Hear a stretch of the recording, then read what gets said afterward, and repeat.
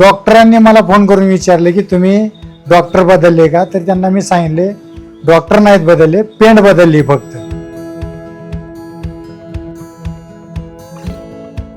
माझं नाव संजय पांडुरंग साळुंखे, मुक्काम पोस्ट रणगाव, तालुका इंदापूर, जिल्हा पुणे. इतर कंपनीचे पशुखाद्य वापरत असल्यामुळे मी अत्यंत अडचणीमध्ये होतो. मयूर नलवडे इंदापूर तालुक्याचे डीलर कन्हैया ॲग्रोचे हे मला भेटले. त्यांनी त्यावेळेस थोडीफार माहिती दिली. त्याच्यानंतर मी ती पेंड चालू केल्यानंतर परत त्यांचे वरिष्ठ अधिकारी भिशेसाहेब काटेवाडी हे दोघे मिळून आले. मीटिंग घेतली. नंतर त्यांनी सांगितल्यानंतर ही पेंड चालू केली की तिसऱ्या दिवशीमध्ये मला दुधामध्ये भरपूर काही प्रमाणात फरक पडला. फॅटमध्ये फरक पडला, SNF फरक पडला आणि गायींचा आजार हा जानेवारीपासून गोट्यावरती डॉक्टर बिलकुलच नाही. डॉक्टरांनी मला फोन करून विचारले की तुम्ही डॉक्टर बदलले का, तर त्यांना मी सांगितले डॉक्टर नाहीत बदलले, पेंड बदलली फक्त. त्यावेळेस त्यांनी माझं बघून काही 4 लोकांना परत सांगितलं की कन्हैयाची पेंड वापरा.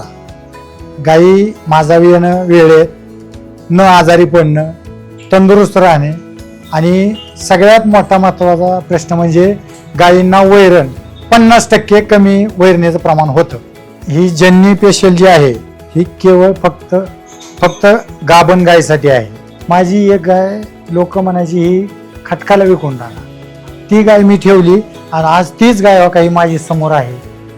तुम्ही तिची ताकद जर पाहिली तर एखाद्या बैलाची सुद्धा ताकद कमी, एवढ्या प्रमाणात ताकद आहे. आणि हे बूस्ट म्हणून जे आहे कालवडींच्या वाढीसाठी आहे, तंदुरुस्त राहणे. आणि हे दुधाची पेंड जी आहे ही इतर पशुखाद्य आणि हे जर घातलं तर त्याच्यामध्ये एवढा फरक जाणवतो की फक्त तेवढं पशुखाद्य घालून दूध तेवढं नाही. आणि दुसरी गोष्ट की वैरण जेवढी लागायची तेवढी लागते इतर पशुखाद्यानं.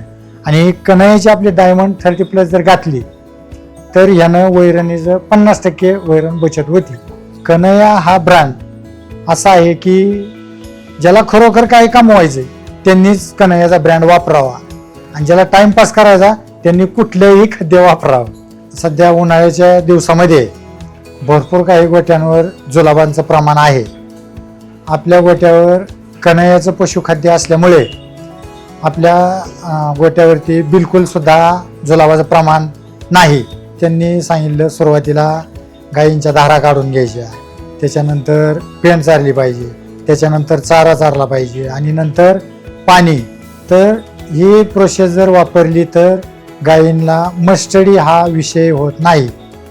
आणि गायींना चारा हा कंप्लीट 24 तास सुकवूनच चारला गेला पाहिजे. कन्हैयाचं पक्षी खाद्य जे आहे ह्याच्यामध्ये हे जर पक्ष्यांना जर वापरलं तर पक्षी डेली 24 तासामध्ये एक अंड कंटिन्यू देतो. साईज मोठी राहते आणि पक्षी बी आजारी पडत नाही.